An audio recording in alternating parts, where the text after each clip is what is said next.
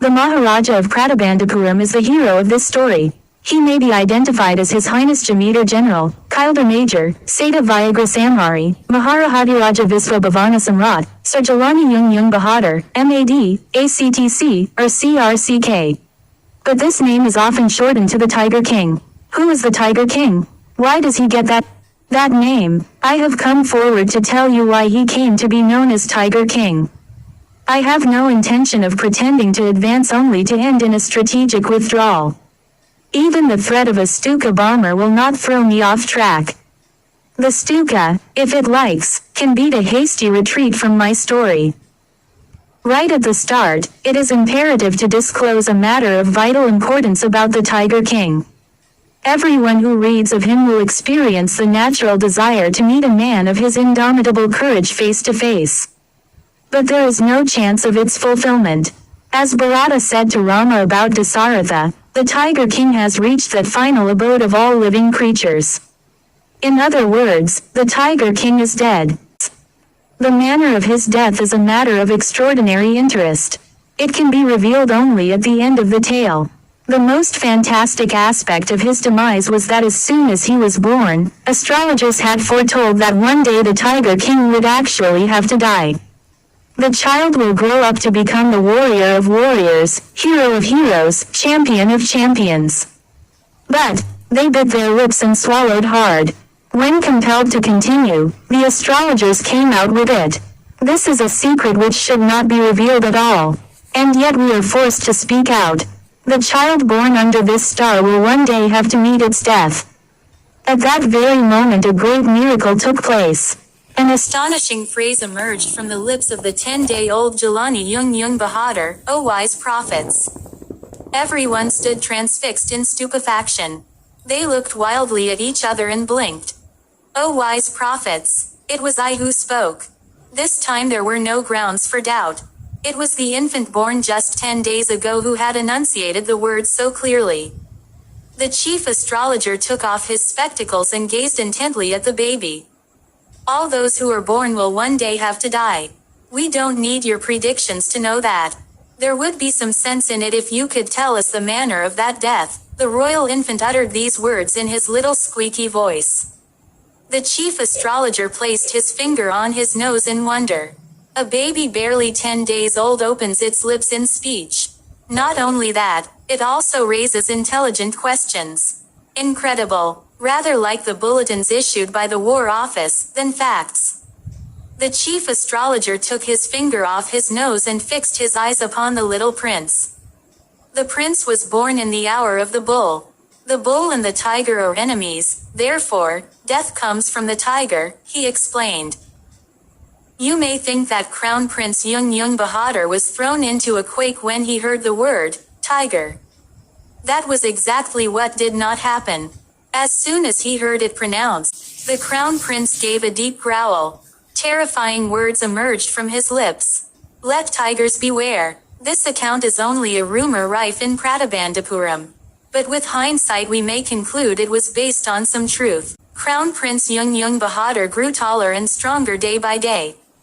No other miracle marked his childhood days apart from the event already described. The boy drank the milk of an English cow, was brought up by an English nanny, tutored in English by an Englishman, saw nothing but English films, exactly as the crown princes of all the other Indian states did. When he came of age at 20, the state, which had been with the court of wards until then, came into his hands. But everyone in the kingdom remembered the astrologer's prediction. Many continued to discuss the matter. Slowly it came to the Maharaja's ears. There were innumerable forests in the Pratabandapuram state. They had tigers in them.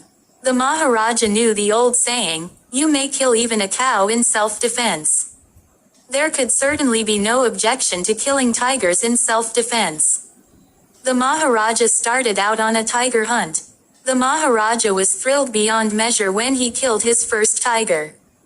He sent for the state astrologer and showed him the dead beast.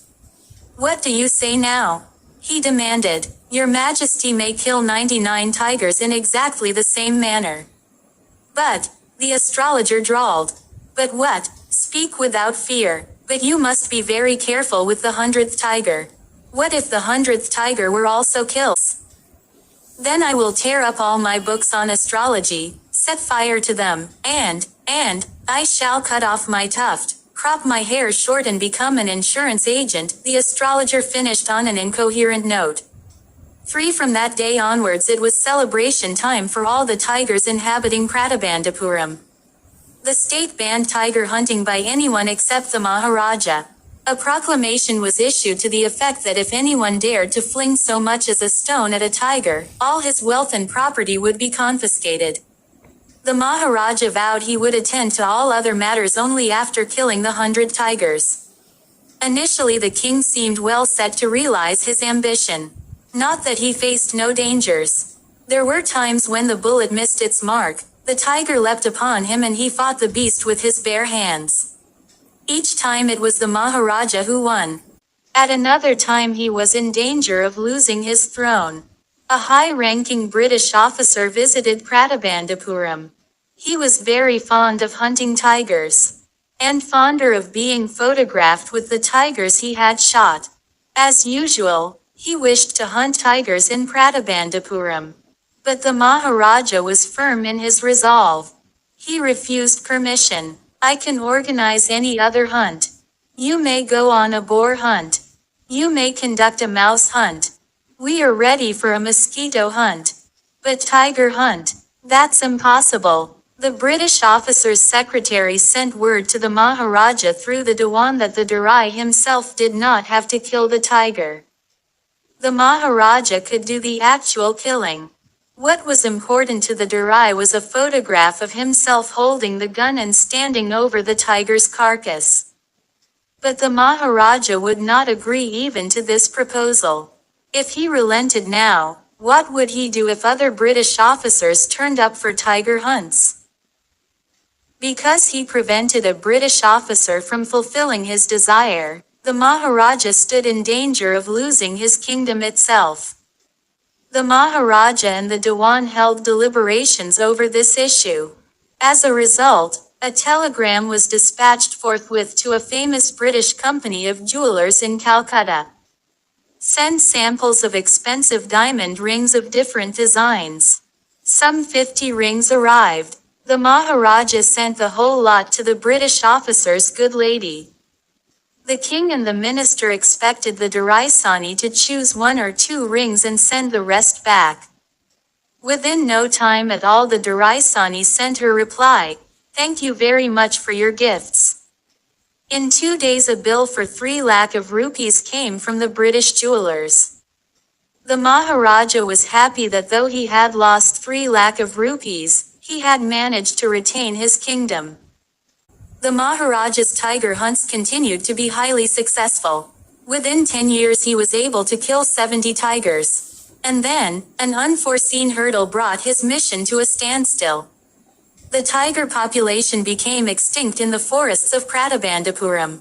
Who knows whether the tigers practiced birth control or committed harakiri, or simply ran away from the state because they desired to be shot by British hands alone.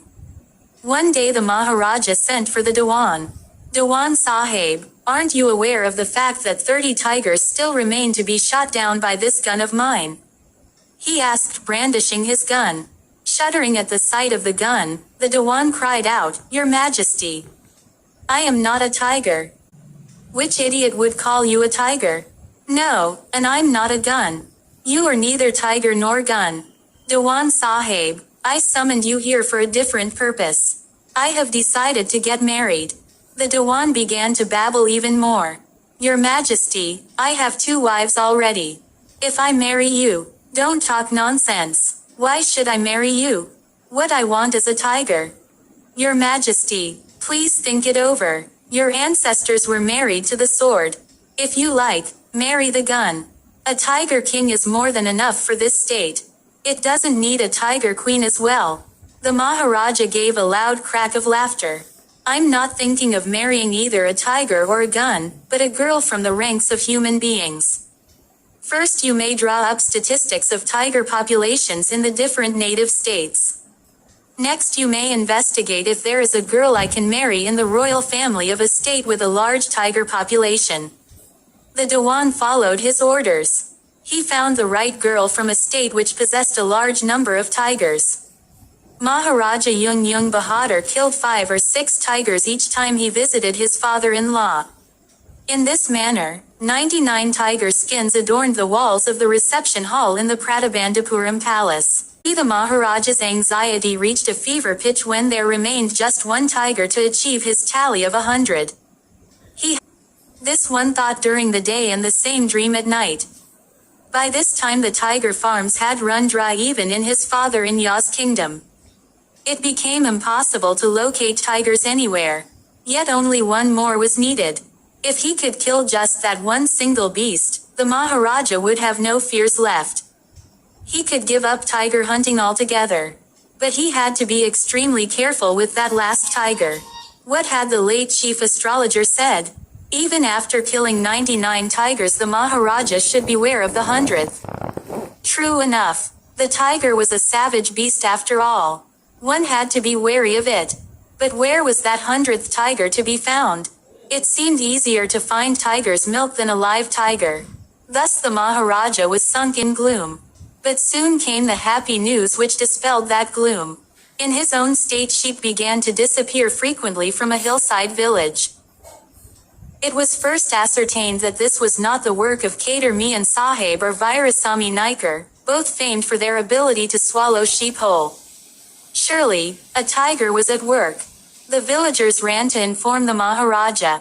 The Maharaja announced a 3-year exemption from all taxes for that village and set out on the hunt at once. The tiger was not easily found. It seemed as if it had wantonly hid itself in order to flout the Maharaja's will. The Maharaja was equally determined. He refused to leave the forest until the tiger was found. As the days passed, the Maharaja's fury and obstinacy mounted alarmingly. Many officers lost their jobs. One day when his rage was at its height, the Maharaja called the Dewan and ordered him to double the land tax forthwith. The people will become discontented. Then our state too will fall a prey to the Indian National Congress. In that case you may resign from your post, said the king. The Dewan went home convinced that if the Maharaja did not find the tiger soon, the results could be catastrophic. He felt life returning to him only when he saw the tiger which had been brought from the People's Park in Madras and kept hidden in his house. At midnight, when the town slept in peace, the Dewan and his aged wife dragged the tiger to the car and shoved it into the seat. The Dewan himself drove the car straight to the forest where the Maharaja was hunting. When they reached the forest, the tiger launched its satyagraha and refused to get out of the car. The Dewan was thoroughly exhausted in his efforts to haul the beast out of the car and push it down to the ground. On the following day, the same old tiger wandered into the Maharaja's presence and stood as if in humble supplication, "Master, what do you command of me?" It was with boundless joy that the Maharaja took careful aim at the beast. The tiger fell in a crumpled heap. "I have killed the 100th tiger. My vow has been fulfilled." The Maharaja was overcome with elation. Ordering the tiger to be brought to the capital in grand procession, the Maharaja hastened away in his car. After the Maharaja left, the hunters went to take a closer look at the tiger. The tiger looked back at them, rolling its eyes in bafflement. The men realized that the tiger was not dead. The bullet had missed it. It had fainted from the shock of the bullet whizzing past. The hunters wondered what they should do. They decided that the Maharaja must not come to know that he had missed his target. If he did, they could lose their jobs. One of the hunters took aim from a distance of 1 foot and shot the tiger. This time he killed it without missing his mark. Then, as commanded by the king, the dead tiger was taken in procession through the town and buried. A tomb was erected over it. A few days later, the Maharaja's son's 3rd birthday was celebrated. Until then, the Maharaja had given his entire mind over to tiger hunting. He had had no time to spare for the crown prince. But now the king turned his attention to the child. He wished to give him some special gift on his birthday. He went to the shopping center in Pratabandapuram and searched every shop, but couldn't find anything suitable. Finally, he spotted a wooden tiger in a toy shop and decided it was the perfect gift. The wooden tiger cost only 2 annas and a quarter. But the shopkeeper knew that if he quoted such a low price to the Maharaja, he would be punished under the rules of the emergency. So, he said, "Your Majesty, this is an extremely rare example of craftsmanship. A bargain at 300 rupees. Very good. Let this be your offering to the crown prince on his birthday," said the king and took it away with him. On that day, father and son played with that tiny little wooden tiger. It had been carved by an unskilled carpenter.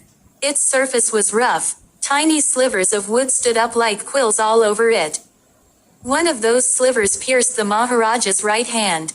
He pulled it out with his left hand and continued to play with the prince. The next day, infection flared in the Maharaja's right hand. In 4 days, it developed into a suppurating sore which spread all over the arm. 3 famous surgeons were brought in from Madras. After holding a consultation, they decided to operate. The operation took place. The 3 surgeons who performed it came out of the theater and announced, "The operation was successful. The Maharaja is dead." In this manner, the 100th tiger took its final revenge upon the Tiger King.